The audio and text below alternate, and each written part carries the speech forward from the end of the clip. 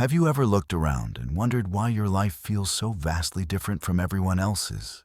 Why, despite your best intentions and your purest heart, you often find yourself walking alone through crowded cities, among familiar faces, even within your own family?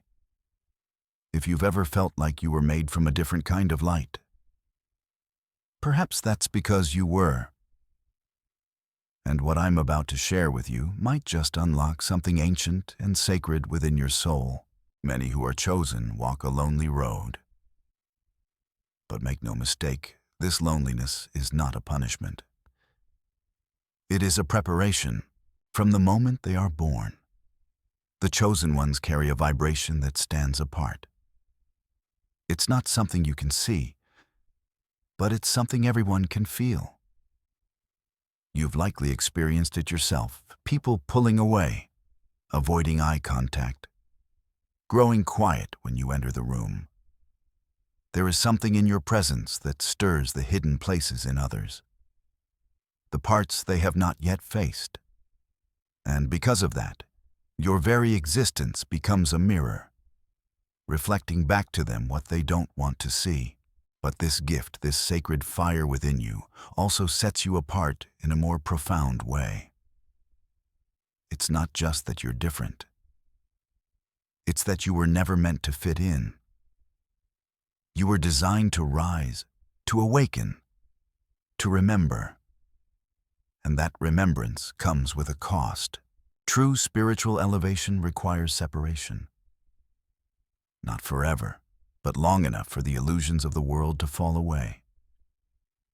Chosen ones often find themselves without close companions, not because they are unworthy of love or friendship, but because their frequency demands authenticity. And in a world where masks are currency, authenticity becomes rare and frightening. I've met many like you in my travels, souls burning with purpose, cloaked in solitude. They often ask me, why am I always the one left behind? Why can't I seem to connect the way others do? And I always answer with the same truth, because your path is not of this world. Because your spirit is meant to illuminate the shadows, not become one with them. Loneliness for the chosen one is not an absence. It is a presence, a divine stillness where clarity is born. Within that silence, you are being refined. You are being emptied of all that is not truly you, so that your light may shine without distortion. The world will try to convince you that something is wrong with you, that your isolation is a sign of weakness or failure. But nothing could be further from the truth. Your solitude is sacred. It is the womb of transformation. So if you find yourself walking alone today, know that you are not abandoned, you are being sanctified. You are not forgotten, you are being forged. And when the time is right, those who are meant for you will find you not because you sought them out, but because your light has grown too bright to be ignored. Until then, walk boldly in your truth. Embrace the silence. And remember, even the stars shine alone in the darkest skies, but their light travels across eternity. This is only the beginning. And the path ahead will reveal even greater truths. But for now, know this: your loneliness is not a void. It is a vessel, preparing you to carry the weight of divine purpose. There is a sacred truth hidden in plain sight, one that most will never see because they are too busy chasing the noise of the world. But you, chosen one, have heard the whispers. You've felt the pull away from chaos and into quiet. And in that quiet, something deep within you has stirred. Energy is the language of the soul, and yours, whether you realize it or not, speaks volumes without ever saying a word. From the moment you walk into a room, the atmosphere shifts. It's not arrogance, it's resonance. Your vibration carries a purity that unsettles those who still cling to illusions. Have you noticed how people seem drawn to you, only to pull away without explanation, or how your presence can feel like both a comfort and a challenge to those around you? That's because your energy is a mirror, and not everyone is ready to see what's reflected back. Some will misunderstand you, while others will try to diminish you because your light reminds them of everything they have yet to face. This is one of the deepest reasons the chosen ones walk alone. Not out of desire, but necessity. You are a vessel of sacred fire, and fire cannot be handled carelessly. Many are drawn to your warmth, but few can withstand your flame. And in their attempt to get close, they may siphon your energy, unaware of the imbalance they create. You've felt it, haven't you? The exhaustion after a simple conversation, the emotional drain after offering support. You give, and yet you're the one left empty. That's not love, that's depletion. And your soul knows better. To protect your energy is not selfish, it is survival. You were not made to be everyone's healer, everyone's source.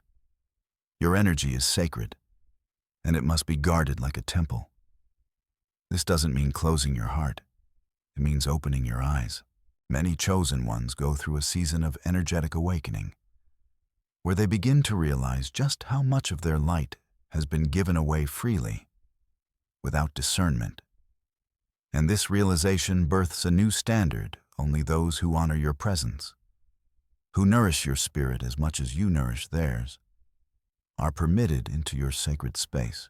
Isolation, then, becomes not a prison, but a sanctuary, a place where you reclaim your power and restore your essence.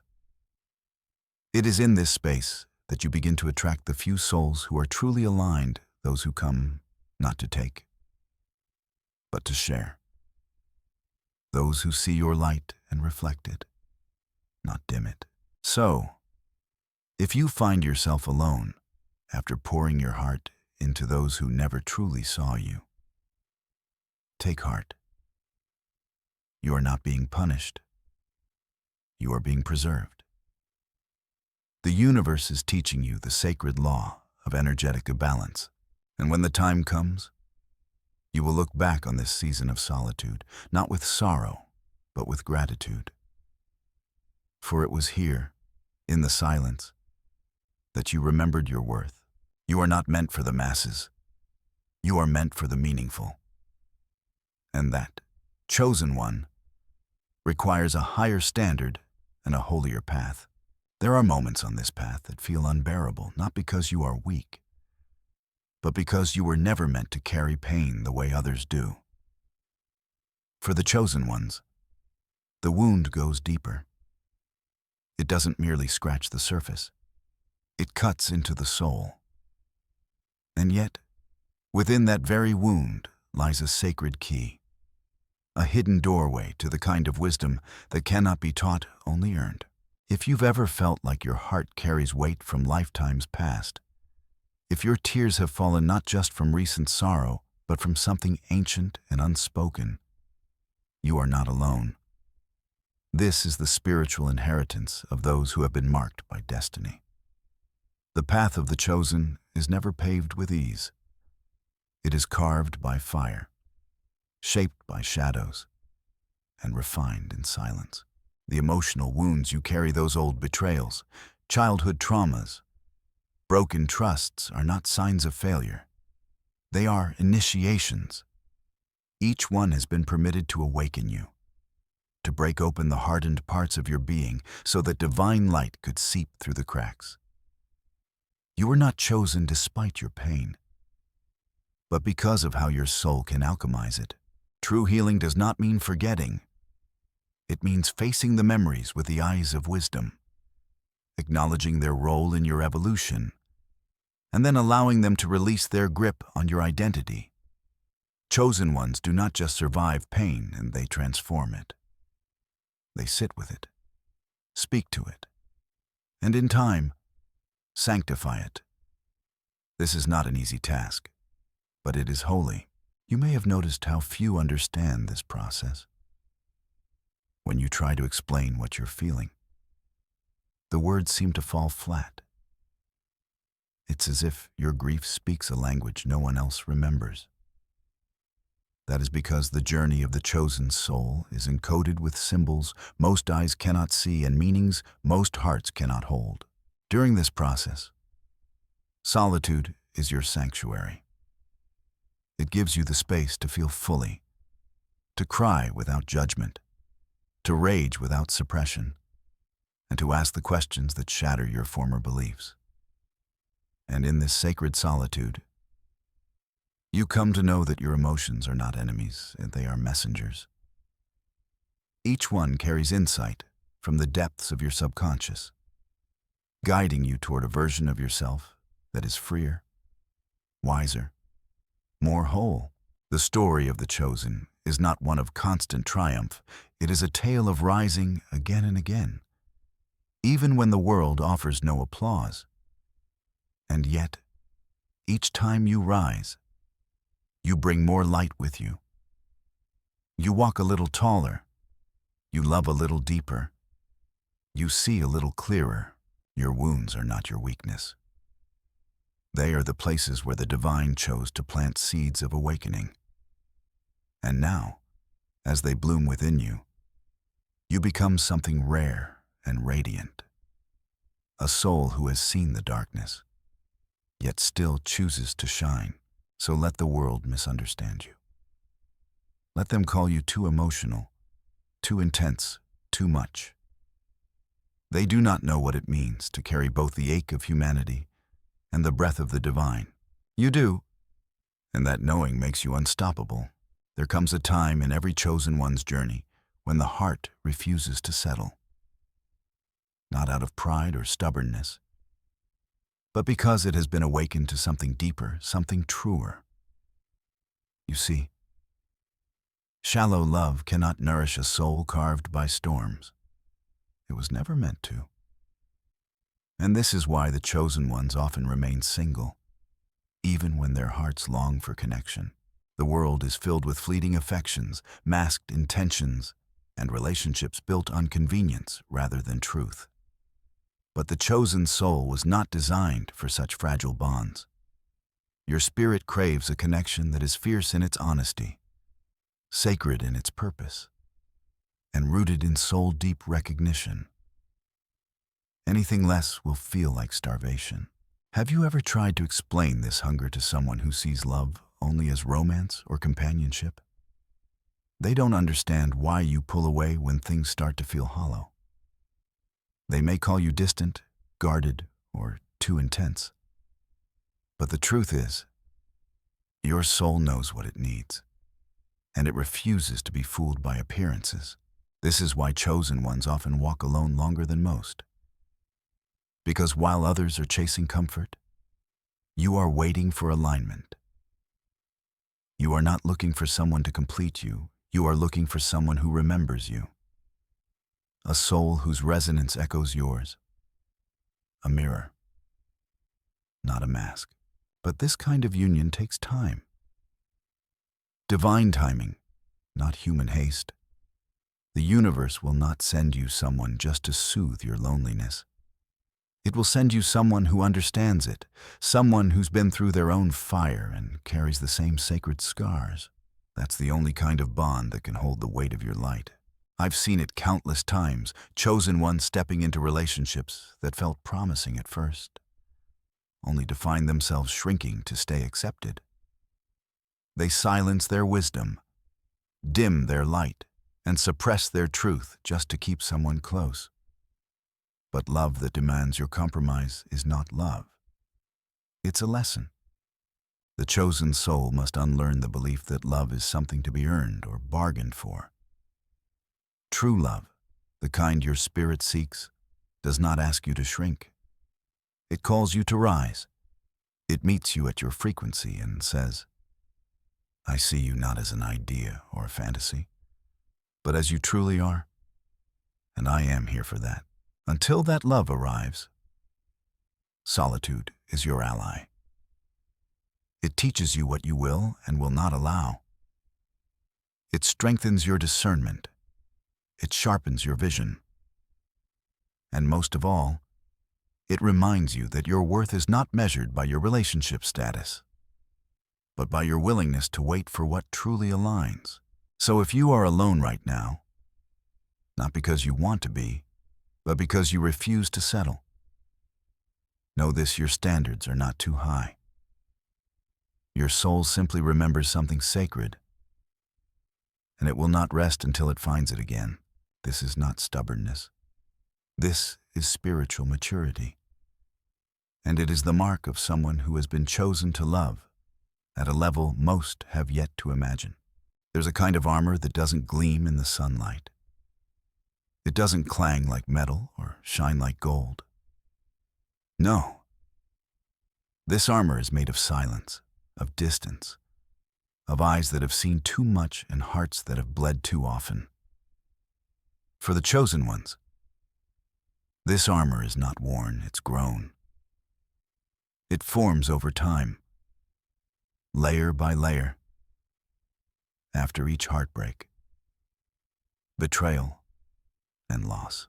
If you've ever wondered why you flinch at kindness, or why you hesitate to trust even the most sincere soul, it's not because you are broken.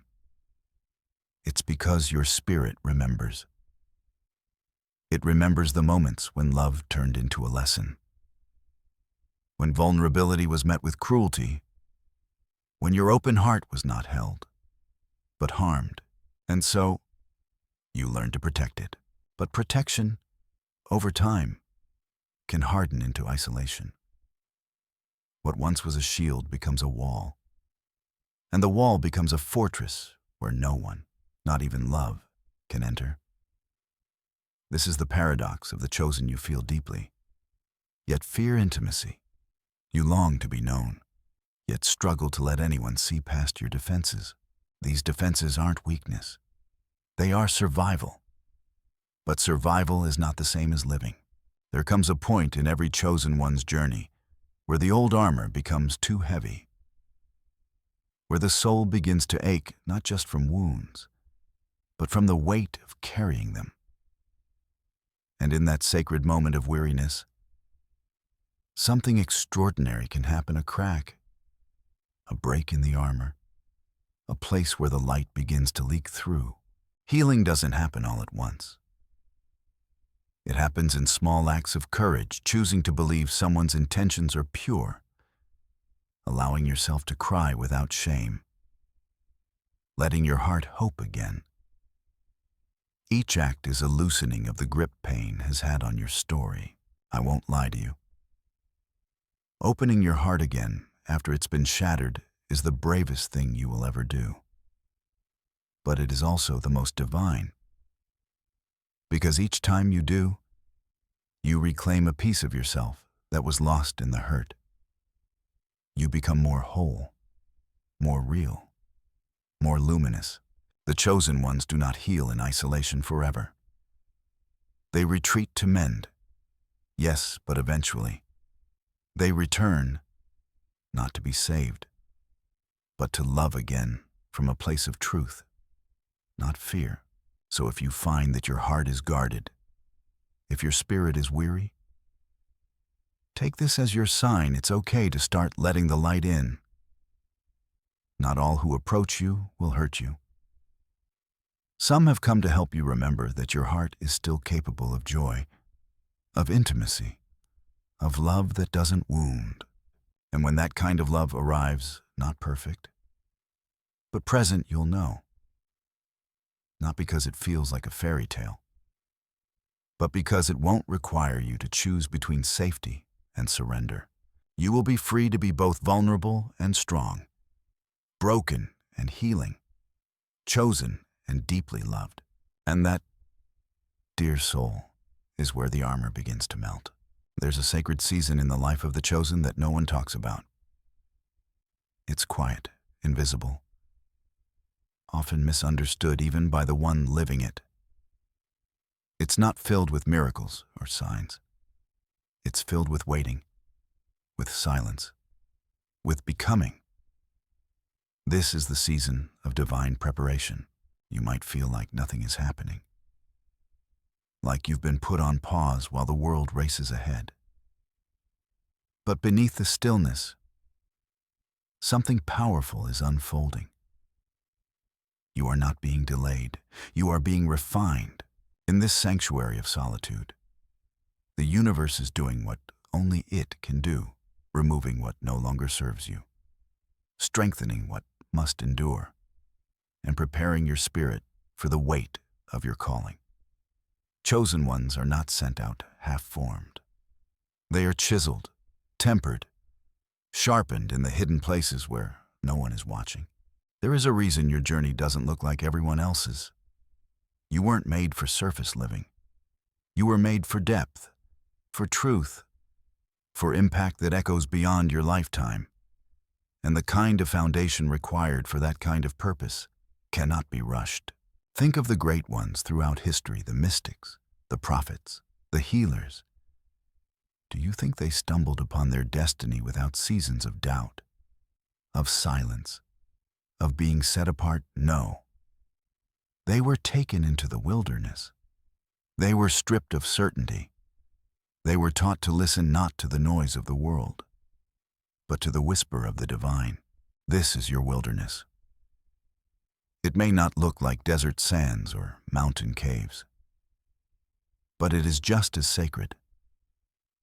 It is the space where your ego is silenced so your essence can speak, where your fears rise to the surface only to be met with a deeper faith, where the old you is laid to rest so the true you can rise. Do not despise this season. Honor it. For what you build in this quiet will sustain you when the world becomes loud again. The habits you cultivate now, discipline, discernment, devotion, will become the pillars that hold your destiny. Preparation is not punishment. It is protection. It is grace disguised as delay. It is the universe loving you enough to say, "Not yet, beloved." There is more to learn, more to become. So if you find yourself hidden right now, unseen, uncelebrated, misunderstood, take heart. You are not lost. You are being readied. The solitude you feel is not an exile. It is a sacred chamber where the divine crafts its vessels. When your time comes, you will not have to force the door open. It will open at your touch, because you will be ready. And when that day arrives, everything you've endured in silence will speak for itself. Until then, trust the silence, trust the shaping, and above all, trust the sacred hands that hold your becoming. There's a certain kind of depth that cannot be taught. It isn't learned in books or through observation. It is earned through suffering, through silence, through sacred seeing. And this depth, dear soul, is what sets the chosen ones apart. You've likely felt it your whole life, a sense that you're speaking a different language, even when the words are the same. Conversations about the surface never quite satisfy. Small talk feels like a slow death. You crave the marrow of meaning, the heartbeat beneath the noise. And when you speak, it comes from a place others often cannot reach. But this depth is both a blessing and a burden. Because what you see, others may not. What you feel, others may fear. Your ability to sense energy, to discern truth without explanation, to read between lines and listen beneath words, it's a kind of spiritual X-ray vision. And while it is a gift, it is not one the world always welcomes. People may call you intense, too much, too serious. But what they really mean is you see them, and that can be terrifying for those still hiding behind masks. You may have walked into rooms and watched conversations shift, watched eyes lower or backs turn. It wasn't your fault. It was your frequency. The deeper your soul, the more it exposes the shallowness around you. And those not ready to face themselves will instinctively pull away. But do not let this discourage you. Do not dim to be digestible. Your depth is divine. It is what allows you to hold space for pain and beauty in the same breath. It is why others find healing simply in your presence, even if they don't understand why. The chosen ones are deep wells in a world thirsty for truth. And while many may walk past the well without drawing from it, those who are ready, truly ready, will recognize what you carry. They will sit beside your soul and drink from it slowly, with reverence. You weren't made to be understood by everyone. You were made to be felt by the few who have also been broken open, who have walked through their own shadows and chosen to stay soft. Those are your people. That is your tribe. So embrace your depth, nurture it, protect it, and most of all, share it wisely. Not every ear can hear your song, but the ones who can, they will never forget the sound. In a world that rewards the loudest voice, you carry the quiet thunder, the kind that doesn't just speak, it transforms. And that chosen one is why you may be alone, but never empty. There is a sacred art that the chosen ones come to master, not in classrooms or temples, but in the battlefield of everyday life. It is the alchemy of energy. The ability to transmute pain into purpose, wounds into wisdom, and darkness into light. Most people react to negativity. They absorb it. They carry it. But the chosen ones, whether they realize it or not, have been anointed with a deeper capacity. You do not merely survive energy. You shape it. You transform it. Your presence alone can shift the vibration of a space. Not because you are trying to, but because your energy is aligned with a higher law. Have you ever noticed how people come to you when they're lost, broken, or hurting? It's not random. It's resonance. Their spirit senses what their mind cannot name, that you are a lighthouse in human form. But here's the challenge. Lighthouses are often battered by the very storms they help others survive. This is why boundaries are essential. Because without them, the chosen ones become drained, overextended, and spiritually depleted. You must learn to discern what is yours to carry and what is simply passing through you. Not every cry is a calling. Not every need is your assignment. The true alchemist knows when to offer gold and when to hold it back. You are not here to fix everyone. You are here to embody a truth so radiant that it awakens others to their own light. That's the secret. The chosen ones don't heal by force. They heal by being, by holding a frequency that reminds others who they are beneath the pain. But to sustain this gift, you must nourish yourself. You must protect your peace with the same fierceness you offer to others. Because your energy is not infinite, it is sacred. And if you pour it into vessels with holes, you will be left empty. This path requires spiritual discernment. Not every opportunity is divine. Not every invitation is sacred. You must learn to feel beyond appearances, to recognize what aligns and what disrupts. The alchemy begins with self-awareness, knowing your triggers, tending to your emotions, and staying rooted even when chaos surrounds you. And when you do this, when you stand in your own light without needing to explain it, you become a force of transmutation. You turn rejection into redirection, sorrow into strength, solitude into sanctity. This is the power of the chosen, not to escape the darkness, but to illuminate it from within. To walk into places where hope has vanished and leave behind a spark that lingers.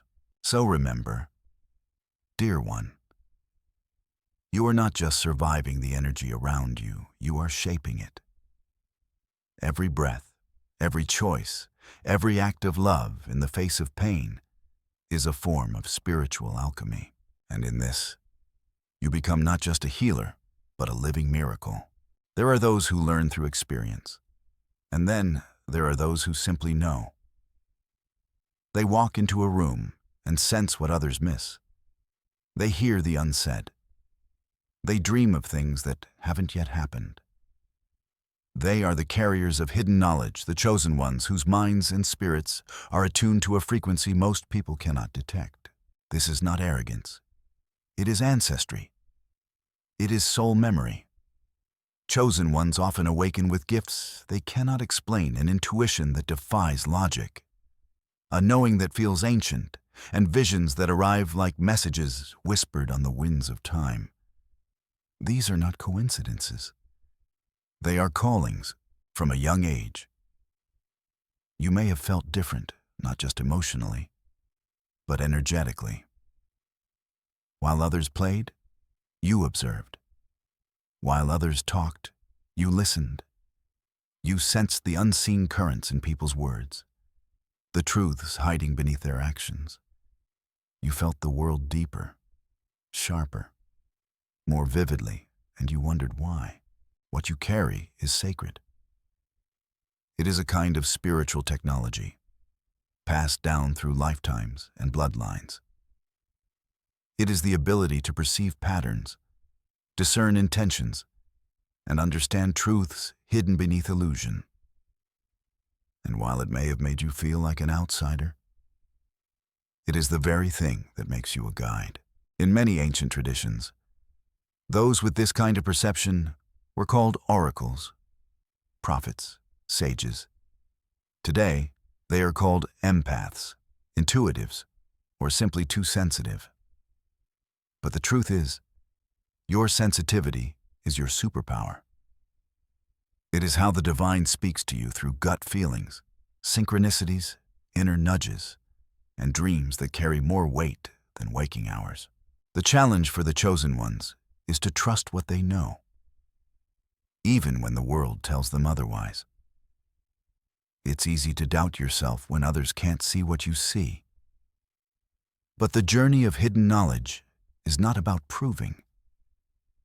It's about remembering. Remembering that your insights are not accidents, they are assignments. But with great insight comes great responsibility. You are not here to manipulate or impress.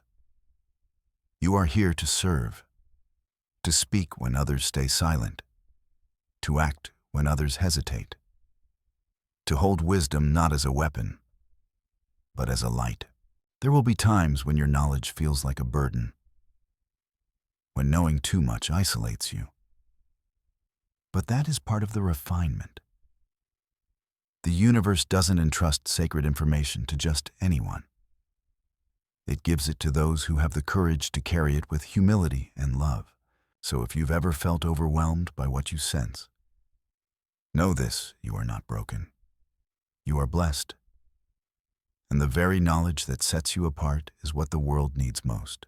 Protect it, develop it, and most importantly, share it when the moment is right, not for applause, but for awakening.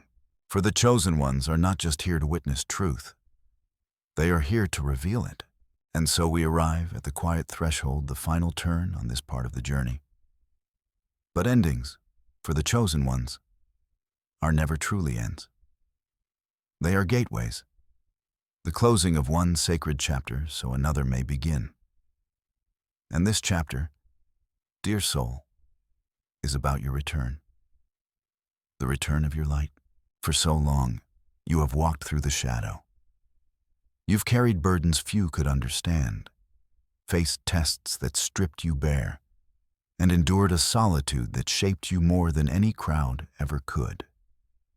You've wandered the inner deserts, climbed unseen mountains, and wept under stars that seemed too far away.